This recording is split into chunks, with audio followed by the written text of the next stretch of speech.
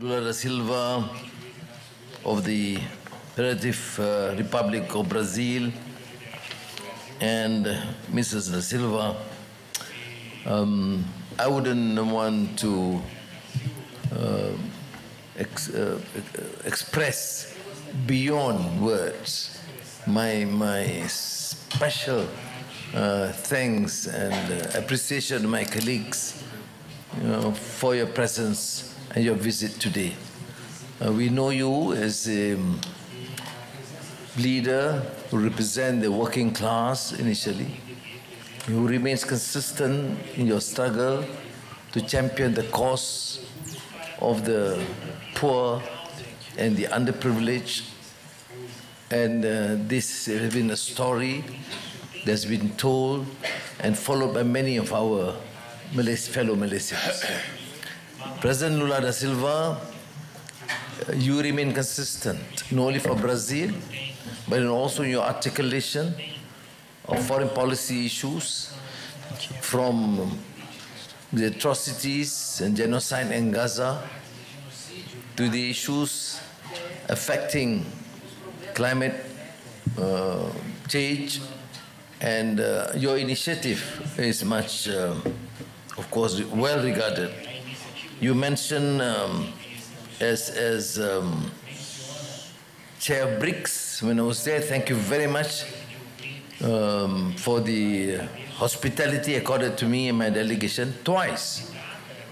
And now you are again hosting COP in Brazil, somewhere near Amazon.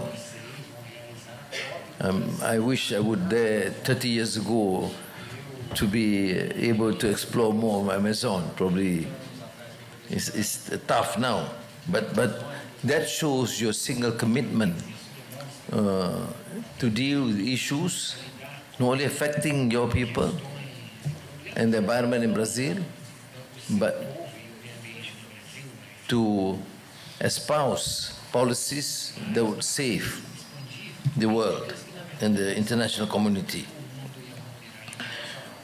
So again, as I've said in our series of meetings in Rio and here in Malaysia, we admire your tenacity of purpose, your courage in standing for principles of justice, human dignity, and you are outstanding in one of the few countries, a prominent leader espousing these values, including, particularly, which is also close to the hearts of many Malaysians, the atrocities in Gaza.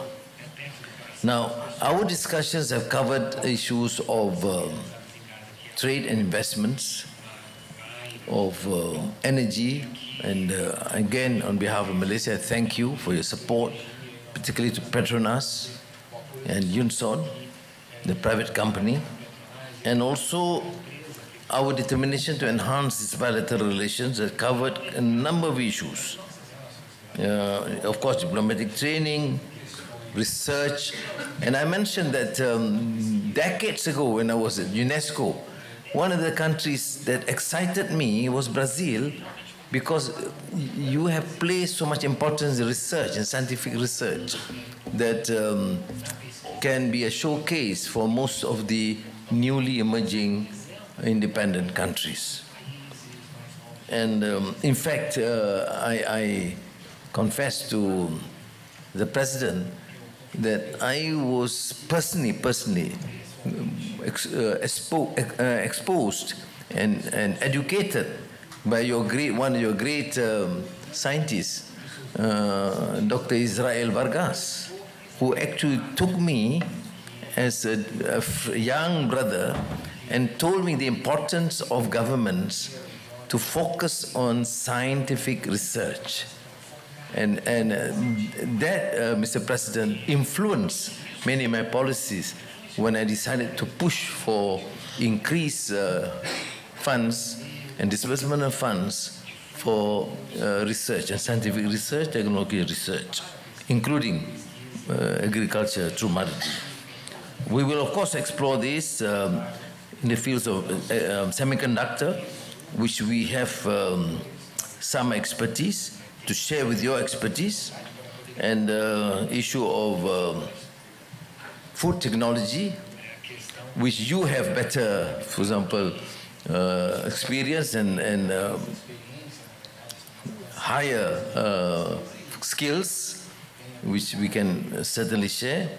We talk about the possibility of increased import of poultry products from Brazil, and education, culture. Of course, I've seen from the television how the vibrancy of Rio culture, which we can't compete. We tried our best to show some semblance of that, but the Rio culture, and it was just too exciting. I miss that because you make me work in Rio, no chance to have anything else to look at it. But anyway, congratulate you again for your the conferment of honorary degree of Doctor of Philosophy and International Development and the Global South by our premier national university this afternoon. But let me assure you in conclusion, my dear brother and friend, President Lula, that this is not a normal, ordinary diplomatic encounter. This is an encounter, engagement between friends who share a common conviction and ideals. And let us make sure that our two countries and two regions, Latin America, ASEAN, and Asia, will work together, and we become one of the key pillars in ensuring that bilateral relations extend beyond trade, investments, politics, and culture. Thank you. Thank you, the Honorable Prime Minister. May I now invite His Excellency President of Brazil to deliver his statement.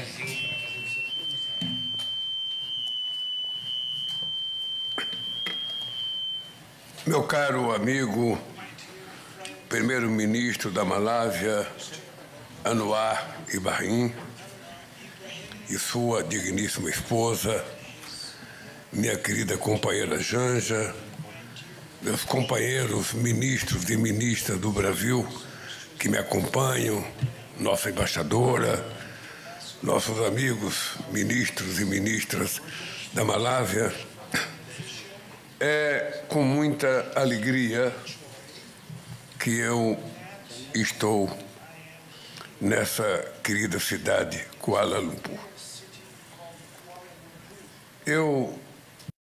Minha cabeça, a ideia que a relação entre seres humanos é uma coisa muito química.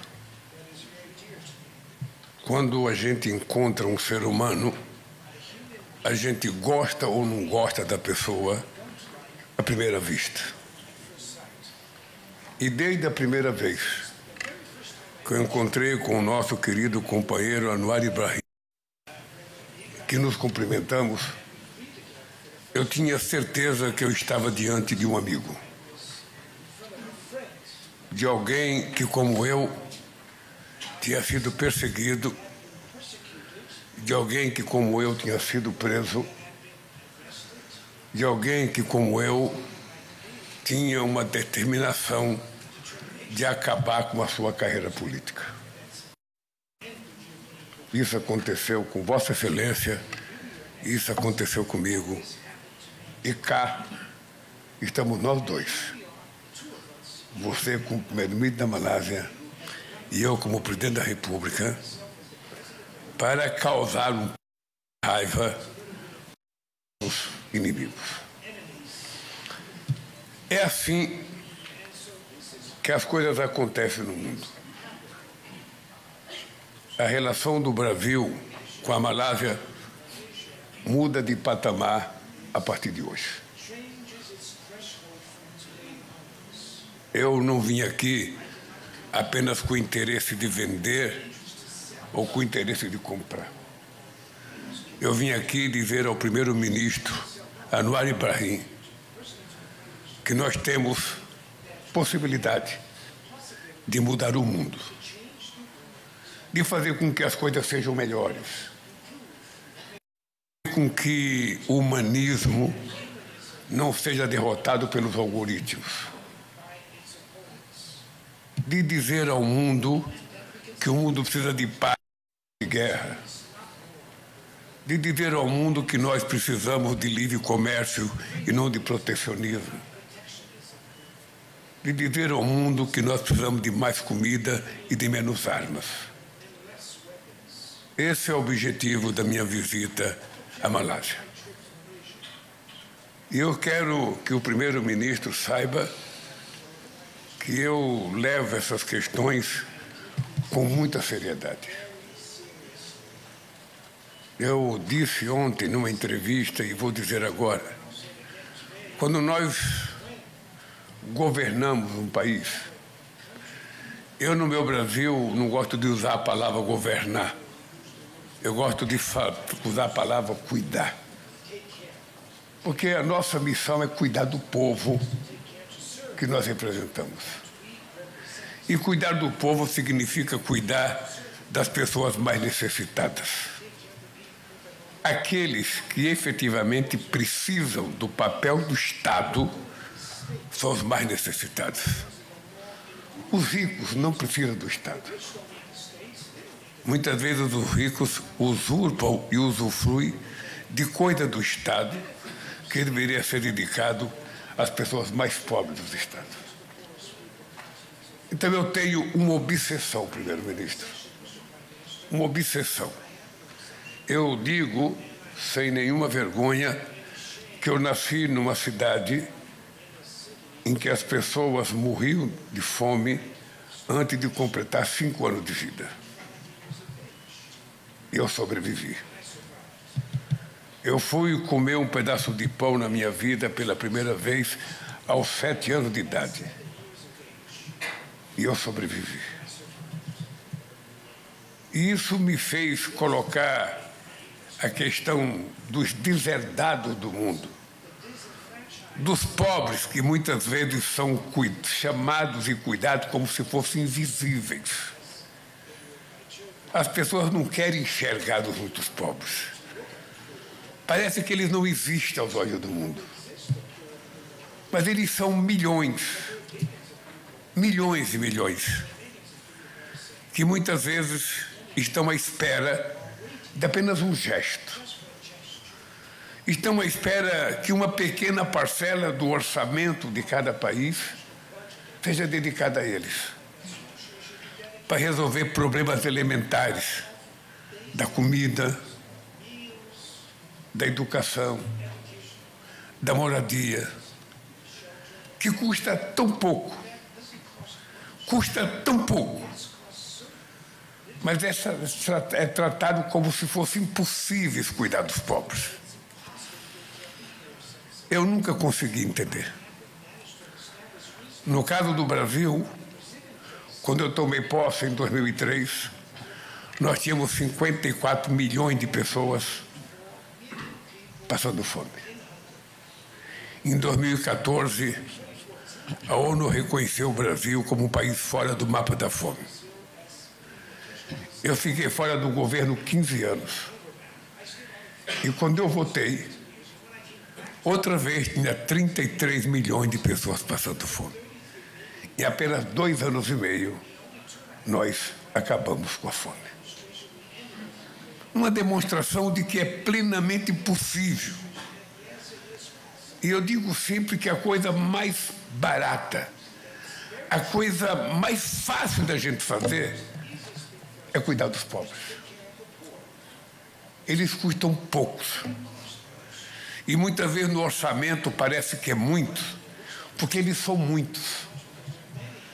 E como tem muita gente pobre, parece muito dinheiro no orçamento. Mas é pouco se a gente comparar com o dinheiro que vai para outras coisas. É apenas uma definição de prioridade. É apenas uma definição de escolha. Porque governar é fazer escolha. Governar é decidir para quem que você quer governar, de que lado você está, com quem que você vai fazer relações. E eu sempre digo que a coisa mais fácil para um homem governar uma nação é você saber de onde você veio e você saber para onde você vai voltar. É você não esquecer a sua origem. É você não esquecer o seu berço. E não ter vergonha das coisas que você fez. Para um governante andar de cabeça erguida é mais importante que um prêmio Nobel. Para um governante cuidar das pessoas mais humildes é quase que uma obrigação bíblica. É um mandamento de Deus. Porque é para isso que a gente veio a governar. E quando eu digo que um líder tem que fazer escolha, é porque nós temos que decidir sempre. Toda decisão de um primeiro-ministro ou de um presidente da República é para decidir. Para um lado ou para o outro lado. Para quem que você atender? E nós temos que fazer escolhas. E uma das escolhas que a gente tem que fazer é se a gente quer ser um líder respeitado ou temido.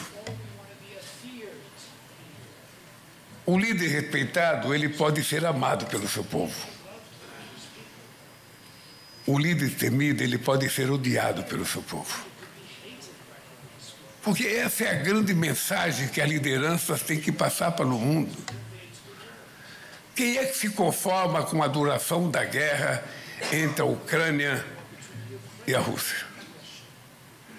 Quem é que pode se conformar com o genocídio impetrado na faixa de Gaza durante tanto tempo? E não só a violência dos tiros e das guerras e das bombas, mas a violência de utilizar a fome, a vontade de comer de uma criança como forma de torturá-la. Quando nós aceitamos isso como normal, nós não estamos sendo seres humanos.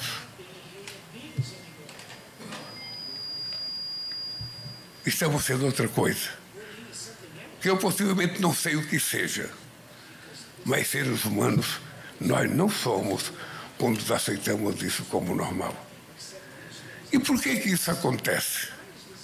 Porque as instituições multilaterais que foram criadas para tentar evitar que essas coisas acontecessem, pararam de existir. Hoje, o Conselho de Segurança da ONU e a ONU não funciona mais. Não funciona. Todas as guerras acontecidas nos últimos tempos foram guerras determinadas por gente que faz parte do Conselho de Segurança da ONU e que não consultou e que não aprovou em nenhum fórum. Foi assim com a guerra do Iraque. O Bush não consultou a ONU. Foi assim com a invasão da Líbia. Inglaterra e França não consultaram o Conselho de Segurança. Foi assim, sabe, com a Rússia e a Ucrânia. A Rússia é membro fixo do Conselho de Segurança, mas também não consultou a ONU. E assim as coisas vão acontecendo sem que haja nenhuma governança mundial capaz de dizer não pode ser assim. E entra a questão global. Entra a questão do clima. Ora, como é que nós vamos evitar que o planeta possa ser destruído se nós sabemos o que está destruindo o planeta e não tomamos atitude para evitar que ele seja destruído? Nós tomamos as decisões numa COP e quem é que vai cumprir essa decisão? O protocolo de Kyoto até hoje não foi levado em prática. O Acordo de Paris, muita gente não está respeitando. As decisões da COP no Brasil, da COP 30, eu tenho dito que ela será a COP da verdade. Ela será a COP em que a gente vai ter que dizer se a gente acredita ou não nas informações que a ciência está nos dando. O planeta corre ou não corre risco? As pequenas ilhas do Atlântico e do Pacífico correm ou não correm risco? E esse risco afeta mais as pessoas pobres, que moram nas periferias das grandes metrópoles, que serão vítimas dos desastres climáticos, da seca, da chuva, do vento, do furacão. E nós, líderes políticos, é que temos que tomar decisão do que fazer. Não cada um pensando no seu país ou na sua pátria. Chega um momento em que a gente tem que pensar no planeta. E aí é que é preciso ter instrumentos de governança global. E é isso que nos faz falta hoje. Faz falta para a Malásia, faz falta para o Brasil e faz falta para o mundo. Por isso, meu querido amigo, eu digo sempre que a gente não escolhe pai, a gente não escolhe mãe, a gente não escolhe, sabe, amigo a gente escolhe. Eu quero dizer que você, meu caro amigo Anwar Ibrahim, eu considero como meu amigo. Pelo seu passado, pela sua luta e pela sua tenacidade de enfrentar a diversidade. E eu quero que os ministros brasileiros e as ministras saiam daqui com a certeza de que essa visita de hoje é extremamente importante. Primeiro, pela amizade do primeiro-ministro nos convidar para participar da ASEAN. Nós somos o primeiro país da América Latina a ser convidado para participar. Não é pouca coisa. Isso só pode acontecer quando existe um grau de confiança entre as pessoas. E eu espero que a participação do Brasil amanhã e depois da manhã, na segunda-feira, seja bastante relevante. Não se esqueça que eu faço aniversário segunda-feira. Não se esqueça que você prometeu que eu ia completar o aniversário aqui na Malásia. Então é importante lembrar.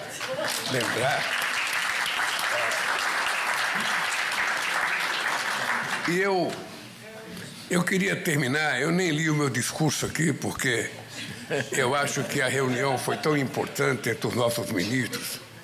Eu acho que há tanta confluência entre os nossos pensamentos que basta agora a gente fazer com que as nossas pessoas trabalhem de forma, sabe, com muito afinco para que a gente possa acontecer nos próximos anos aquilo que não aconteceu em tantos outros anos. Porque não é possível que Malásia e Brasil tenham um fluxo comercial de só 6 bilhões. Não é possível. Alguma coisa está errada, sabe, no nosso comportamento, alguma coisa está errada no nosso governo, alguma coisa está errada nos nossos empresários, alguma coisa está errada. Porque nós precisamos ter consciência de que um dos problemas que o mundo tem hoje é a ausência de lideranças. E na ausência de lideranças, tudo que é de pior pode acontecer. Então, meus queridos companheiros, ministros da Malásia e ministros brasileiros, nós vamos sair daqui com uma missão. E a nossa missão é muito responsável. Nós precisamos da Malásia e a Malásia precisa do Brasil. E quem tem que cuidar disso somos nós. Ninguém está preocupado com a Malásia como vocês. Ninguém está preocupado com o Brasil como nós. Então nós temos que juntar nossas preocupações. Saber o que nós temos de similaridade. O que a Malásia pode vender para o Brasil. O que a Malásia pode transferir de tecnologia para o Brasil. O que o Brasil pode vender para a Malásia ou transferir tecnologia, transferir conhecimento. Até a dança carioca, a dança do Rio, o primeiro-ministro pode aprender com muita facilidade. É só deixar um pouco de disponibilidade na sua agenda, porque a sua agenda de trabalho não dá certo. Então, eu quero terminar essa entrevista aqui dizendo o seguinte: os acordos que foram firmados estão firmados. Nós vamos voltar para o Brasil com a certeza de que há 30 anos não vinha um presidente brasileiro na Malásia. Há 30 anos. O que é impensável, porque já faz muito tempo que a Malásia é tida e vendida aos olhos do mundo como lugar de extraordinário crescimento, desenvolvimento, sabe? E a gente poderia ter vindo aqui muito mais vezes. Mas sempre tem a primeira vez. Eu quero terminar dizendo ao meu amigo primeiro-ministro Ibrahim, esteja certo de que essa viagem minha à Malásia e esse carinho com que você está nos convidando para a ASEAN mudará a história da relação Brasil e Malásia. Muito obrigado.